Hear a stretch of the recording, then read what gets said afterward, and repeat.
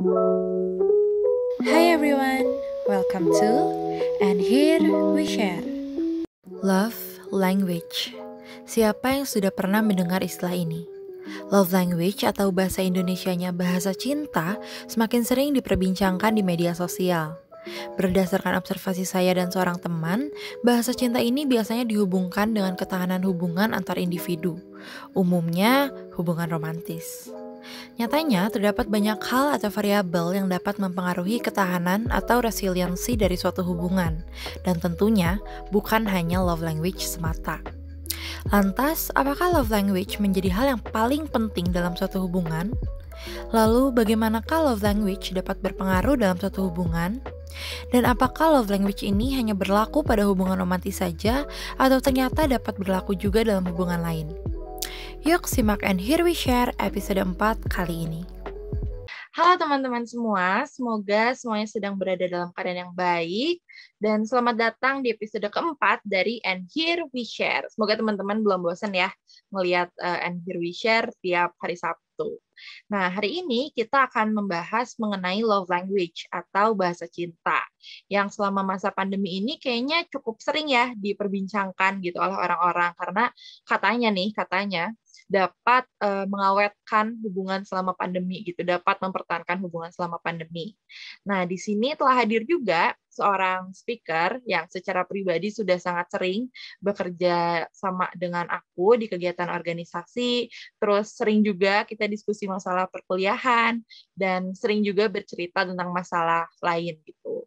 Dan FYI aja nih teman-teman, kita tuh dalam menyusun materi kali ini aku dan narasumber ini berdiskusi selama 5 jam lebih waktu itu hari Jumat gitu. Jadi kami berharap banget semoga informasinya bisa dipahami oleh teman-teman secara lebih baik karena kami juga berusaha untuk menyusunnya secara lebih sederhana.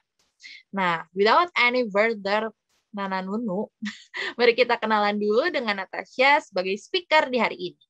Halo Natasha, apa kabar? Halo Andin, puji Tuhan, kabar aku baik, masih sehat-sehat aja. Paling sekarang lagi sibuk sama kepanitiaan sih, karena kan sekarang udah libur ya Din ya, jadi belum ada kegiatan perkuliahan.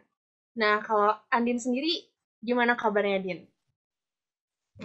Alhamdulillah Nat, kalau kamu kabarnya baik, kalau aku sendiri kabarnya cukup cukup aja, cukup terus titik gitu.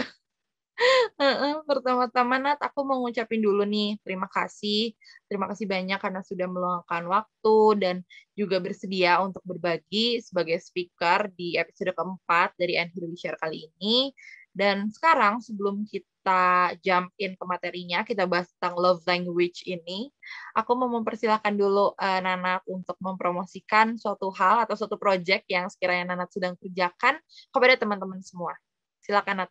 Makasih banyak loh Andin udah memperbolehkan aku untuk mempromosikan kegiatan ini ya.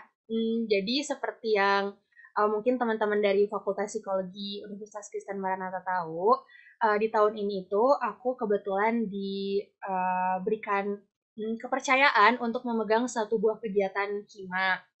Nah, nama kegiatannya itu We Care 2021. Nah, kegiatan We Care 2021 ini akan dilaksanakan di bulan Oktober nanti, teman-teman. Kegiatan We Care itu apa aja sih? Nah, di kegiatan We Care itu akan ada peer counseling yang melibatkan adik-adik kita nanti, yaitu berusia 13 sampai 17 tahun. Kemudian juga akan ada kegiatan psikoedukasi untuk masyarakat umum. Mungkin teman-teman bertanya, temanya apa sih? Nah, temanya itu akan berbicara mengenai body image dan juga self-love serta self-acceptance, kayak gitu. Nah, mungkin bagi teman-teman yang mau mencari tahu lebih lanjut lagi nih tentang kegiatan We Care itu kayak gimana, teman-teman boleh banget loh follow ke Instagram We Care. Nanti minta tolong Andin tampilin ya di layar, Din ya, @WeCareMCU. Oke, kita tunggu partisipasi teman-teman nanti di bulan Oktober ya. Yeay. Semoga persiapannya juga lancar ya, Nat. Semoga semua panitia juga diberikan kesehatan, kelancaran untuk mempersiapkan seluruh kegiatannya gitu. Jadi yuk teman-teman segera dicek Instagramnya, cek juga informasinya, terutama kalau teman-teman punya kenalan berumur 13 sampai 17 tahun yang misalnya ingin ikut berpartisipasi dalam peer counseling gitu. Kalau tertarik untuk ikut kegiatannya, jangan lupa mark date. Bukan mark lu ya, tapi mark the date. Catat tanggalnya. Nanti bakal ada di Instagramnya We Care, oke? Oke, sebelum kita mendengar penjelasan mengenai love language ini, aku mau tanya dulu nih seperti biasa ke Nat, ada alasan tersendiri nggak sih Nat, kenapa kamu pilihnya itu tema atau topik love language? Oke, sebenarnya untuk alasan yang khusus banget, sebenarnya nggak ada sih, Din. Cuman akhir-akhir ini aku sering banget baca, entah itu di sosial media atau di artikel-artikel, banyak banget nih orang-orang yang lagi membahas tentang love language. Nah, dari sana aku ingin mencari tahu lebih dalam dan ingin memberikan pengetahuan yang sudah aku cari tahu ini ke teman-teman. Jadi teman-teman juga akan mempunyai perspektif yang mungkin lebih baru lagi tentang love language ini. Kayak gitu sih, Din.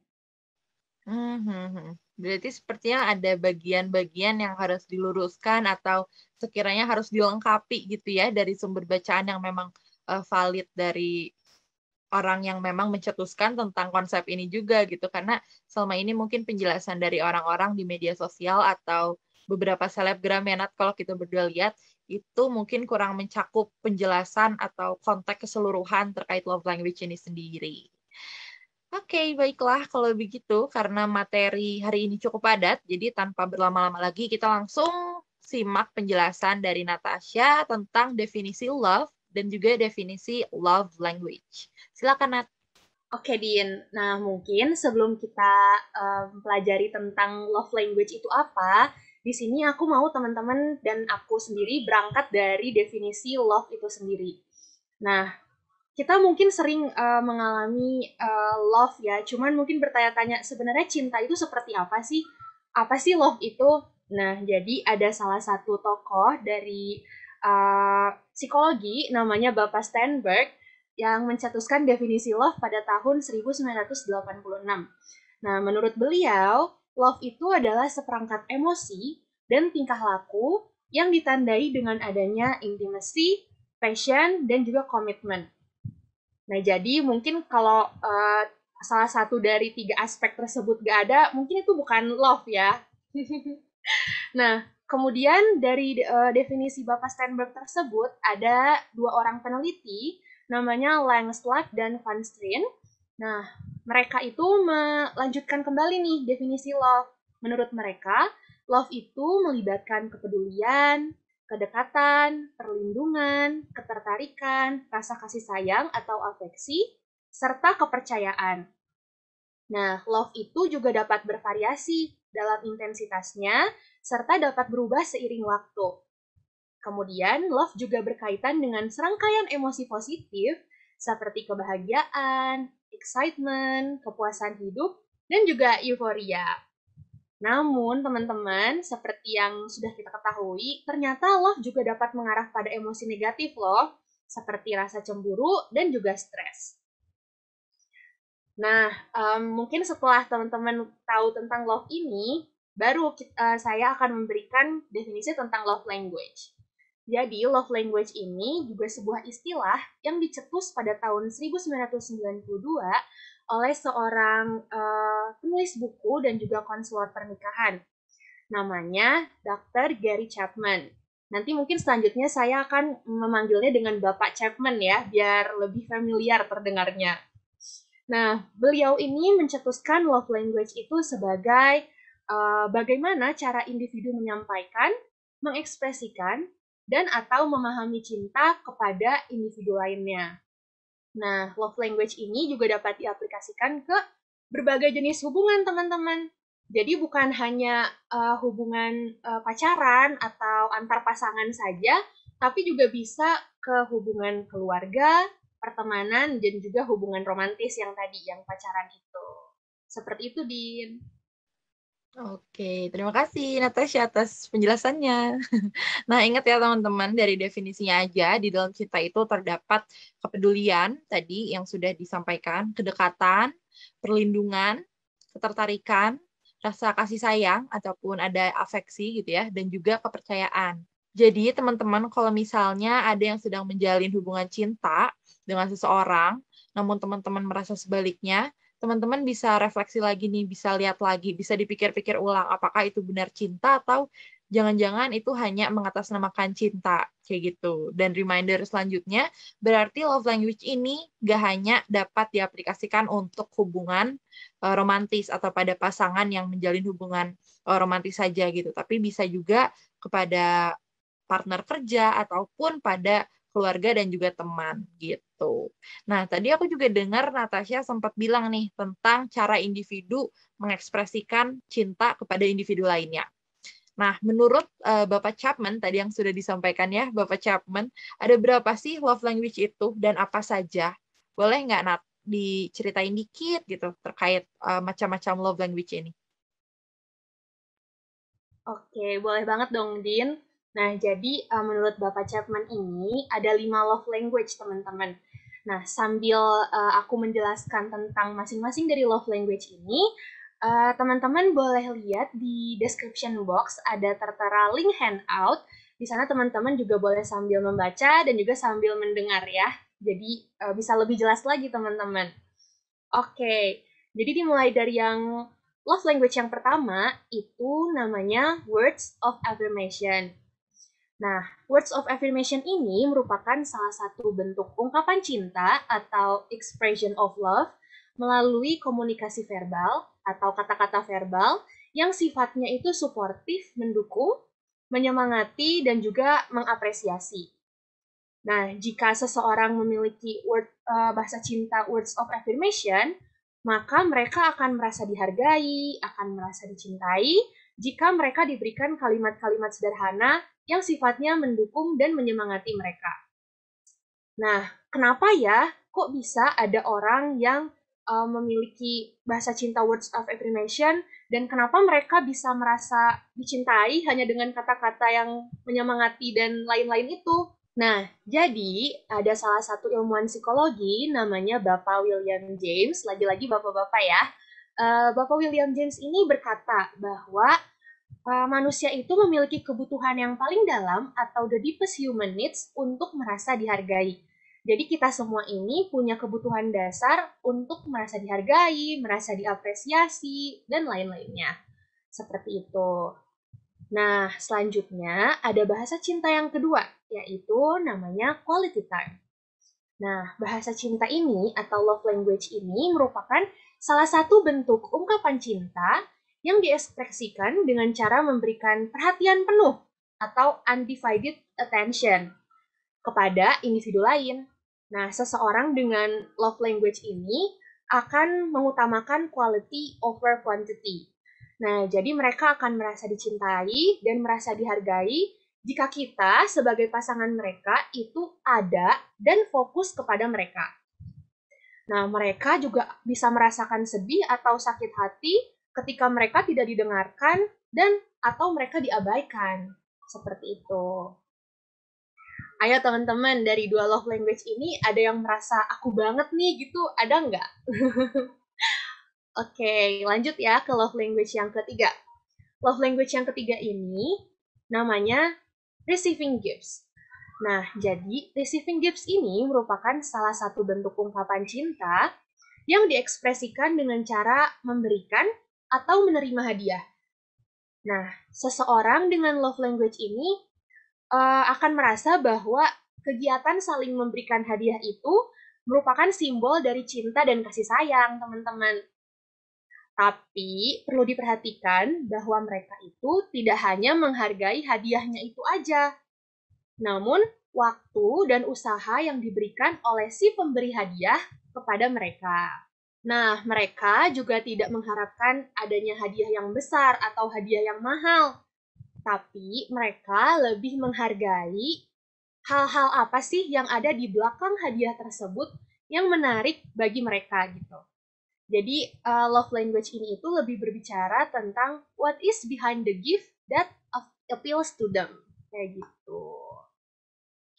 Nah, masih ada dua bahasa cinta lagi nih teman-teman. Jangan dulu di skip ya kalau penasaran. Jadi untuk bahasa cinta yang keempat, namanya yaitu acts of service. Nah, di sini itu merupakan salah satu bentuk ungkapan cinta yang dinyatakan dengan cara melakukan perbuatan baik atau perbuatan yang bermanfaat kepada individu lain. Nah, seseorang dengan love language ini akan merasa sangat dicintai dan merasa dihargai jika pasangannya itu melakukan sesuatu untuk mereka atau membantu mereka untuk melakukan sesuatu. Nah, mereka juga akan merasa dicintai melalui perbuatan atau tindakan dibandingkan perkataan. Ya, meskipun kita semua tahu bahwa kita di sini juga lebih prefer perbuatan dibanding kata-kata aja kan ya, Din? Nah, tapi teman-teman yang dijadikan catatan apabila teman-teman merasa bahwa teman-teman memiliki love language ini, ketika teman-teman ingin meminta bantuan kepada pasangan teman-teman, kita harus memintanya secara baik-baik dan jangan sampai pasangan kita itu merasa bahwa kita menuntut mereka atau mereka akan merasa diri mereka itu terikat dengan keinginan kita. Seperti itu. Nah, teman-teman, sekarang kita masuk ke love language yang kelima, yaitu physical touch. Nah, physical touch itu apa sih? Physical touch itu adalah suatu bentuk ungkapan cinta yang dinyatakan dengan memberikan physical affection atau sentuhan-sentuhan fisik. Nah, jadi seseorang dengan love language ini akan merasa dicintai, merasa dihargai ketika pasangannya memberikannya sentuhan-sentuhan fisik. Nah, pada intinya, mereka itu ingin merasa dekat secara fisik dengan pasangannya. Berbeda dengan yang tadi quality time ya, teman-teman. Kalau individu yang memiliki love language quality time, mereka tidak masalah jika tidak berdekatan dengan pasangannya.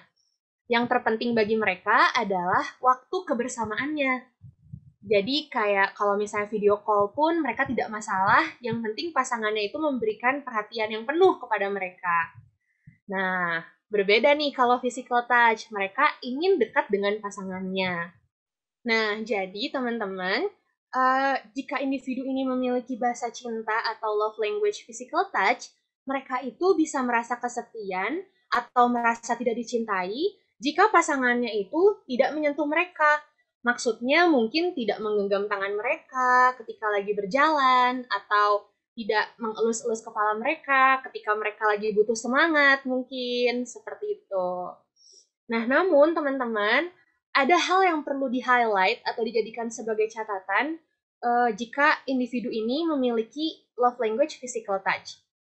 Jadi dalam buku Bapak Chapman tadi, di situ ia mengatakan bahwa physical touch itu can make or break a relationship. It can communicate hate or love. Nah, mengapa? Karena bisa saja seseorang memaknakan sentuhan fisik itu sebagai hal yang berbeda. Nah, physical touch ini kan berkaitan dengan indera peraba dari manusia yang ada di bagian luar tubuh manusia, di mana-mana, kayak misalnya di kulit kita, seperti itu. Nah, indera peraba manusia ini terdiri dari saraf-saraf sensorik.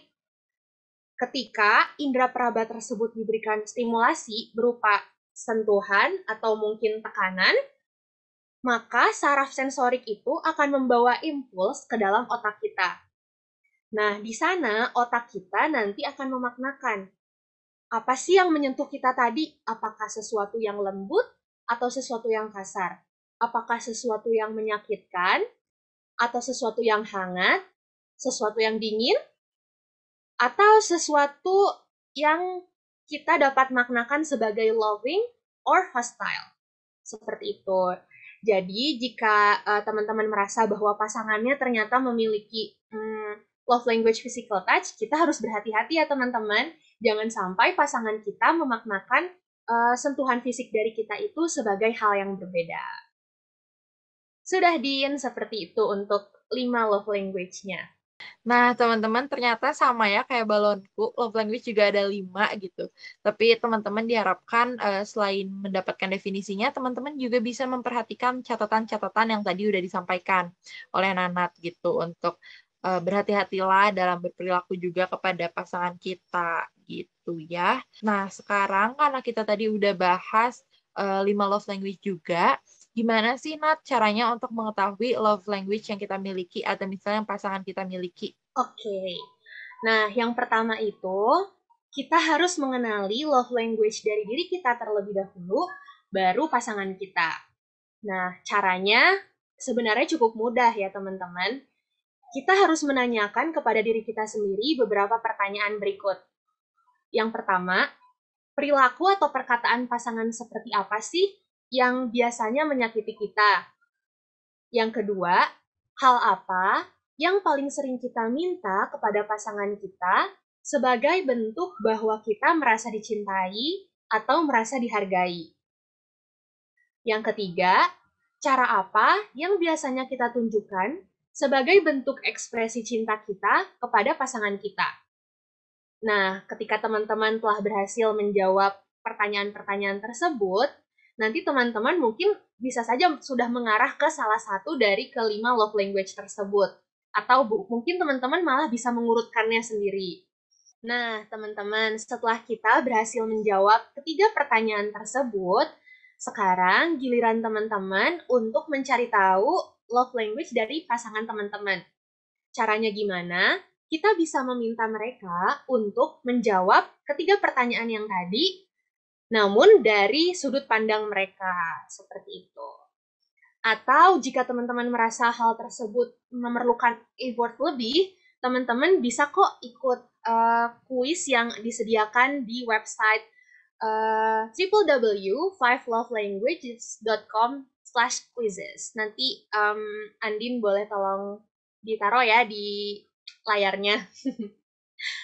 Nah, teman-teman, perlu diperhatikan dari kelima bahasa cinta yang tadi kita udah bahas, itu akan ada satu bahasa cinta yang utama atau yang biasa disebut sebagai primary love language. Sedangkan 4 yang lainnya itu disebut sebagai preferred love language.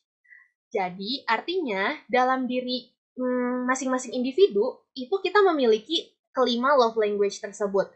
Namun mungkin persentasenya yang berbeda-beda. Persentase yang paling besar itu yang disebut sebagai primary love language. Seperti itu. Oleh karena itu, menurut Bapak Chapman, ada baiknya jika kita mengetahui setidaknya 2 love language yang paling dominan di dalam diri kita. Seperti itu. Oke, berarti kita juga penting ya untuk mengetahui at least 2 aja nih love language yang ada dalam diri kita dan juga diri pasangan kita gitu, biar kita bisa saling komunikasi dan mentoleransi hal tersebut. Nah, mungkin teman-teman yang lagi nonton nih sekarang ada yang sudah mengetahui love language-nya masing-masing gitu ya, sudah ada juga yang ikutan misalnya kuisnya di fivelovelanguage.com gitu. Tapi bagi teman-teman yang belum mengetahui love language-nya, dan mungkin bertanya-tanya, kok susah ya bagi aku untuk mengetahui love language aku? Kira-kira kenapa sih, Nat, individu tuh bisa merasa kesulitan untuk mengetahui love language mereka? Oke, dari buku yang aku baca, dari buku Bapak Chapman, beliau menjelaskan ada 2 alasan atau 2 penyebab mengapa seseorang itu sulit untuk mengenali love language mereka.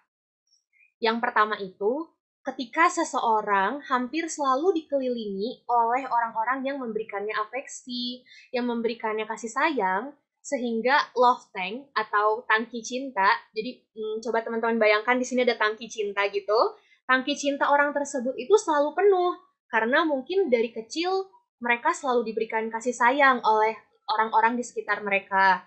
Pada akhirnya, mereka itu merasa kebingungan, hal apa sih yang membuat mereka merasa paling dicintai?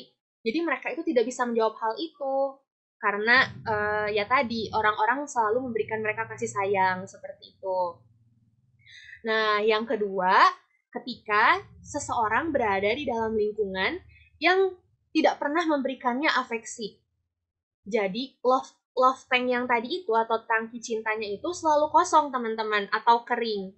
Nah, akhirnya individu pun jadi bingung dan dia pun tidak dapat mengerti cara apa sih yang harus ia lakukan untuk mengungkapkan kasih sayang mereka kepada orang-orang di sekitarnya seperti itu. Jadi ada istilah love tank ya tadi. Nanti juga ilustrasinya akan aku coba edit di bawah nih, si love tankan ini. Seperti SpongeBob ya, yang punya kotak ketawa. Aku pernah dengar, aku nggak nonton SpongeBob sih, cuman kayak aku pernah dengar gitu, SpongeBob tuh punya kotak ketawa.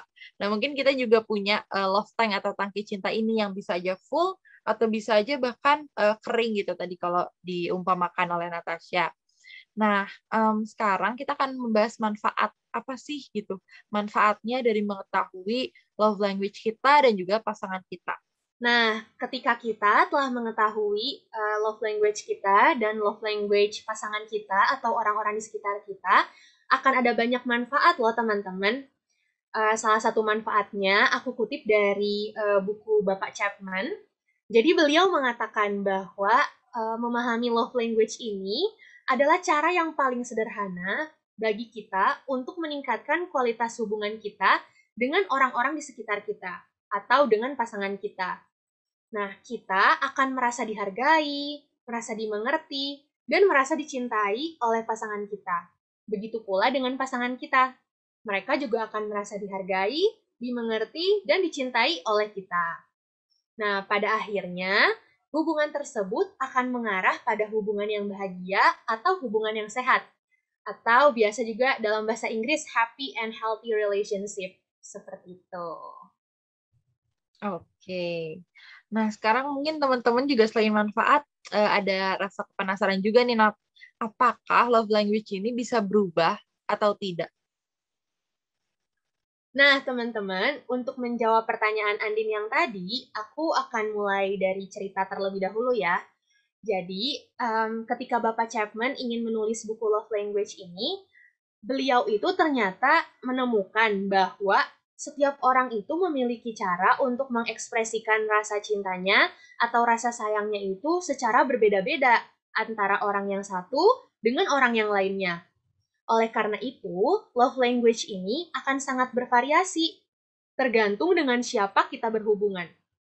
Misalnya, ketika kita bersama dengan rekan kerja, kita akan lebih merasa dihargai ketika kita diberikan quality time oleh mereka, ketika kita diberikan perhatian yang penuh oleh mereka. Sedangkan ketika kita bersama pasangan kita, mungkin kita akan merasa lebih dicintai dan merasa dihargai ketika kita diberikan sentuhan-sentuhan fisik atau physical touch. Nah, oleh karena itu, love language mungkin saja dapat berubah, Din, tergantung dengan siapa kita berhubungan. Seperti itu.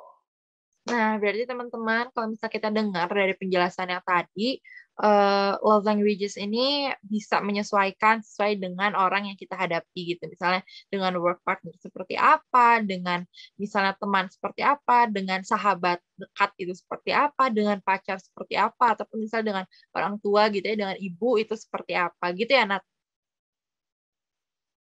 Bener banget, Dian. Makanya kalau misalnya teman-teman pernah mengunjungi website fivelovelanguages.com itu, teman-teman akan menemukan ternyata untuk mengikuti kuis itu terbagi jadi kalau tidak salah ada 3 atau 4. Ada yang single, ada juga untuk yang couple atau pasangan yang sudah menikah, ada juga untuk teen, dan juga untuk family. Seperti itu. Berarti bisa nanti teman-teman dicek aja bareng-bareng terus menyesuaikan gitu kan. Siapa tahu bisa jadi lebih erat hubungannya, kualitas hubungannya jadi lebih baik. Why not gitu kan selama masa pandemi ini. Nah, sekarang kita akan memasuki sesi sharing atau sharing time. Maka kita akan mendengarkan pendapat dari Nanat terkait love language ini gitu. Tentunya pendapat Nanat juga berdasarkan referensi yang dia baca yang digabungkan dengan pengalamannya sendiri gitu. Jadi nanti teman-teman boleh dengar, siapa tahu bakal dapat perspektif baru. Nah, kira-kira nih Nat, sejauh observasi kamu selama ini, baik dari pengalaman sendiri ataupun misalnya ngelihat pengalaman teman-teman atau orang-orang di sekitar kamu, seberapa penting sih love language ini dalam hubungan? Oke, sebenarnya love language ini cukup penting untuk diketahui di sebuah hubungan. Aku sendiri atau aku pernah dengar dari cerita teman-teman aku, itu mungkin ketika kita berhubungan dengan orang lain, kita merasa seperti, aduh, kenapa ya diri ini kok kayak belum bisa memberikan yang terbaik untuk pasangan kita gitu. Padahal ketika kita pikir-pikir kembali, kita itu telah memberikan usaha yang maksimal loh untuk mempertahankan atau untuk membahagiakan pasangan kita gitu. Nah, tak jarang juga kalau misalnya dalam hubungan, aku dan juga cerita dari teman-teman aku itu mengatakan bahwa kok hubungannya gini-gini aja sih, tawar banget, hambar banget gitu kan. Atau mereka juga kadang bingung, pasangan aku maunya apa sih gitu. Nah, jadi ketika kita mengetahui love language dari kita atau pasangan kita bisa lebih saling mengerti dan juga bisa lebih saling memberikan yang terbaik antara diri kita maupun pasangan kita. Seperti itu. Nah, tapi mungkin teman-teman pernah mendengar nih, kalau misalnya love language kita dan pasangan kita itu harus sama, maka hubungannya baru bisa langgeng atau hubungannya baru bisa berjalan lancar gitu. Itu mitos, teman-teman. Karena perlu diperhatikan juga bahwa setiap orang pada dasarnya kan memiliki cara untuk mengungkapkan kasih sayang mereka atau untuk mengekspresikan cinta mereka dengan cara yang berbeda-beda. Jadi, kita dan pasangan kita tidak perlu untuk memiliki love language yang sama untuk membentuk hubungan yang bahagia dan juga untuk membentuk hubungan yang sehat. Namun, love language itu harus dikomunikasikan ya teman-teman. Jadi kita juga harus memberitahu kepada pasangan kita love language kita apa, dan pasangan kita juga bisa memberitahukan kepada kita. Dan juga kita bisa mengkomunikasikan kita itu sukanya diapain sih, atau kita akan merasa sakit hati jika kita seperti apa sih gitu. Salah satu psikoterapis yang bernama Gorley itu juga mengatakan bahwa people are only incompatible when they are unwilling to learn and respond to their partner needs. Jadi seseorang itu hanya tidak saling cocok jika mereka tidak mau belajar untuk mengkomunikasikan apa yang mereka butuhkan dan apa yang pasangan mereka butuhkan. Jadi bukan berarti kalau love language-nya nggak sama maka nggak jodoh gitu atau nggak cocok kayak gitu. Itu mitos banget ya teman-teman. Nah, maka dari itu, selain love language, ada variabel atau hal lain yang cukup penting juga untuk mempertahankan hubungan yang sehat. Seperti itu, Din. Oke, berarti tadi udah kejawab ya satu mitos kalau misalnya kata orang-orang atau misalnya yang membahas love language ini katanya kalau misalnya love language-nya sama akan lebih langgeng, lebih awet gitu. Ternyata enggak, teman-teman. Kuncinya tetap di komunikasi. Karena enggak hanya tentang love language aja, tapi di seluruh hal, segala hal di dunia ini sangat banyak gitu teman-teman variabel atau hal-hal yang terlibat di dalamnya. Jadi nggak melulu dunia ini itu tentang hitam dan putih. Kadang-kadang ada, kalau dosen kita suka nyebutnya gray area gitu, yang kita nggak tahu gitu. Nah, terus menurut Nanat sendiri, apa sih Nat yang penting untuk dapat bisa mempertahankan suatu hubungan? Oke, ini jawaban ini aku rangkum berdasarkan artikel-artikel dan juga sumber-sumber yang aku lihat, dan juga aku cocokkan dengan pendapat aku pribadi ya teman-teman. Jadi ini mungkin bisa berlaku di hubungan teman-teman atau juga mungkin juga tidak bisa gitu. Jadi jangan dijadikan patokan. Namun di sini aku sharing aja ya. Jadi menurutku itu ada empat empat variabel atau empat hal lain yang penting untuk mempertahankan suatu hubungan yang sehat. Nah, yang pertama itu trust. Nah, kenapa trust? Karena when there's distrust, there's instability. When there's instability, there's anxiety. Nah, ketika kita tidak percaya atau tidak yakin terhadap pasangan kita, maka hubungan kita akan menjadi hubungan yang tidak stabil. Akhirnya, dari hubungan yang tidak stabil tersebut, kita akan merasa cemas terus-menerus terhadap pasangan kita atau terhadap hubungan itu sendiri. Nah, dan pada akhirnya kita pun kan tidak mungkin untuk bertahan terus-menerus dalam hubungan yang dipenuhi oleh kecemasan atau yang membuat kita merasa anxious terus-menerus gitu. Karena kan pada dasarnya manusia juga memiliki kebutuhan untuk merasa aman. Oleh karena itu, jika kita ingin memiliki hubungan yang sehat, cobalah untuk percaya terhadap pasangan kita terlebih dahulu. Gimana sih cara percaya terhadap pasangan kita? Ini akan berkaitan dengan variabel yang kedua, yaitu komunikasi. Nah, di dalam suatu hubungan yang sehat, pasti di dalamnya itu akan terdapat suatu komunikasi yang baik atau komunikasi yang sehat juga. Misalnya di sini kedua pasangan itu akan merasa aman dan nyaman untuk mengekspresikan dirinya dengan pasangannya atau sebaliknya. Contohnya, Misalnya ketika kita mungkin merasa jengkel atau merasa marah terhadap pasangan kita, ada baiknya jika kita bilang kepada pasangan kita, apa yang membuat kita jengkel, apa yang membuat kita merasa marah. Karena kita tentu saja nggak bisa mengharapkan pasangan kita untuk menjadi makhluk yang paling peka sedunia, bukan? Itu nggak mungkin banget, teman-teman. Jadi dengan kita melakukan komunikasi yang baik dengan pasangan kita juga akan menjadi semakin yakin nih dengan pasangan kita, dan pada akhirnya trust itu sendiri juga akan terbentuk. Nah, ada variabel lain yang tidak kalah penting, yaitu di variabel yang ketiga, yaitu boundaries. Kita harus menetapkan batasan atau boundaries yang sehat jika kita ingin mempertahankan hubungan yang sehat pula. Nah, batasan yang sehat itu termasuk untuk mengatakan tidak tanpa kita harus merasa cemas atau merasa bahwa pasangan kita nanti marah nih kalau misalnya kita bilang, aku nggak mau ketemu kamu, atau aku nggak mau chat dulu ya, kayak gitu. Padahal tidak demikian, teman-teman. Kalau kita memiliki boundaries yang sehat, kita tidak perlu takut pasangan kita akan merasa marah karena batasan yang kita buat tersebut.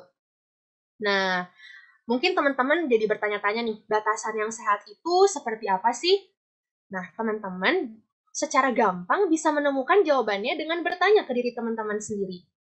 Apa yang membuat kita merasa overwhelmed dalam hubungan? Apa yang membuat kita merasa tidak nyaman dalam hubungan? Kemudian, teman-teman bisa bikin list. Dan itulah batasan-batasan yang mungkin teman-teman bisa komunikasikan dengan pasangan teman-teman. Karena pada dasarnya kita hidup kan sesuai dengan keyakinan kita sendiri. Dan tidak baik jika kita melanggar keyakinan kita hanya untuk menyenangkan orang lain atau membuat orang lain tersebut bahagia sementara diri kita tidak. Seperti itu. Yang keempat adalah respect. Nah, di sini itu berdasarkan penelitian-penelitian, respect itu merupakan cara yang paling sehat untuk menunjukkan kepada pasangan kita bahwa kita menghargai dan menghormati mereka. Nah, ketika kita menghormati pasangan kita, artinya kita sedang memprioritaskan perasaan mereka, dan begitu juga sebaliknya. Jadi, dalam respect ini mungkin kita tidak akan berkata kasar terhadap pasangan kita ketika sedang ada masalah atau konflik, dan seperti itu. Iya juga ya, Nat, kalau misalnya aku lihat-lihat gitu dari pasangan sekeliling aku, baik yang udah menikah ataupun belum, kebanyakan masalahnya berputar di keempat hal itu gitu, yang mana keempat hal tadi biasanya tidak terpenuhi gitu. Yang pertama tadi ada rasa aman, yang kedua ada komunikasi yang baik, yang ketiga ada menetapkan boundaries atau batasan-batasan tertentu, yang keempat adalah respect gitu. Mungkin kalau aku bisa menganalogikan ini, kayak kita lagi bangun rumah nih, jadi relationship-nya itu rumah, terus fondasinya adalah keempat hal ini gitu. Jadi ketika fondasinya tidak kuat, mungkin saja konflik akan bermunculan. Bahkan walaupun fondasinya kuat sekalipun, kadang-kadang rumah itu masih tetap diterpa angin lah, badai lah, hujan lah, masih akan terdapat konflik-konflik. Nah, seperti itu gitu ya. Makanya aku mau ngingetin lagi, ini mungkin udah ke 1000 juta kali aku ingetin sampai mulut aku berbusa, untuk teman-teman yang berencana untuk membangun keluarga gitu ya. Jangan lupa untuk membangun komunikasi, membangun toleransi juga antara satu sama lain. Ingatlah keempat basic fondasi yang tadi udah kita bahas gitu. Cek fondasi itu lagi gitu, komunikasikan apakah memang sudah terbentuk ataupun ada hal-hal yang harus dikembangkan lagi gitu sebelum melangkah ke jenjang yang lebih tinggi. Karena nanti kalau teman-teman memang berencana nih untuk memiliki anak, maka mereka lah gitu yang akan merasakan dampak dari itu. Gitu. Titipan Tuhan itulah yang akan merasakan dampak dari hubungan teman-teman gitu. Bayangkan misalnya berada di rumah yang fondasinya tidak kuat, akan banyak konflik gitu, akan banyak pergejolakan duniawi yang mungkin akan membekas di kehidupan anak itu seumur hidup gitu. Dan untuk menyembuhkannya sama sekali tidak gampang, butuh banyak pihak, butuh banyak waktu, butuh banyak proses, butuh tekad, butuh segala rupa gitu. Jadi kalau kita bisa memprevent atau mencegah hal itu untuk terjadi, ya mengapa tidak ya teman-teman. Jadi untuk yang mau berkeluarga atau mau membangun suatu keluarga, bacalah banyak buku, jangan lupa juga untuk selalu belajar gitu. Tidak terasa ya, Nat. Akhirnya kita sampai juga di penghujung episode kali ini. Dari tadi sharingnya seru banget gitu, karena mungkin teman-teman di rumah juga mungkin relate gitu dengan tema ini, karena cukup umum juga. Terus aku juga mau ngingetin, teman-teman bisa download Hangout, nanti ada di description box, aku taruh link Google Drive-nya. Jadi teman-teman bisa baca dari situ ya untuk tips-tips gimana sih cara menyenangkan pasangan teman-teman berdasarkan love language-nya. Nah, sebelum aku tutup, adakah hal yang ingin disampaikan dulu oleh Nanat sebagai speaker kita hari ini? Oke, terima kasih banyak kepada teman-teman yang telah mengikuti video ini dari awal sampai akhir dan juga tidak men-skip video ini. Terima kasih juga kepada Andin karena udah mau mengundang aku yang bukan siapa-siapa ini untuk masuk ke dalam And Here We Share episode 4 ini. Nah, akhir kata, aku cuma ingin menyampaikan satu buah quotes yang mungkin teman-teman pernah baca di Google atau di mana gitu ya. Tapi ini cukup relate. Healthy relationship don't just happen instantly. It takes time, patience, and two people who truly want to be together. Udah, terima kasih banyak teman-teman. Nah, keren banget ya ditutup tadi dengan quote dari Natasha bahwa relationship takes two. Jadi butuh dua orang, teman-teman, untuk berjuang dan sama-sama berusaha mempertahankan hubungan itu. Jadi bukan satu aja. Kalau satu, it won't work gitu. Akan sulit untuk bertahan dan juga capek ya, Nat, untuk orangnya sendiri untuk berjuang sendirian. Gitu. Jadi teman-teman bisa refleksikan lagi. Gitu. Nah, teman-teman, semoga episode kali ini dapat menjawab penasaran teman-teman terkait love language secara lebih menyeluruh dan dari sumber yang valid juga. Nanti referensinya akan aku taruh di description box seperti biasa. Nah, bukan hanya terkait kelima jenisnya, tapi juga hal-hal yang berkaitan dengan love language itu sendiri. Gitu ya. Tadi udah dijawab beberapa pertanyaannya oleh Natasha. Ingat bahwa love language itu bukan hal yang pakem yang paling penting dalam suatu hubungan. Namun love language ini memang bisa untuk meningkatkan kualitas hubungan dari teman-teman gitu ya. Nah, sekian saja episode And Here We Share kali ini. Terima kasih banyak kepada Natasha sudah bersedia menjadi speaker pada kesempatan kali ini. Ditunggu episode selanjutnya di minggu depan. Until then, stay safe and stay healthy. Bye-bye!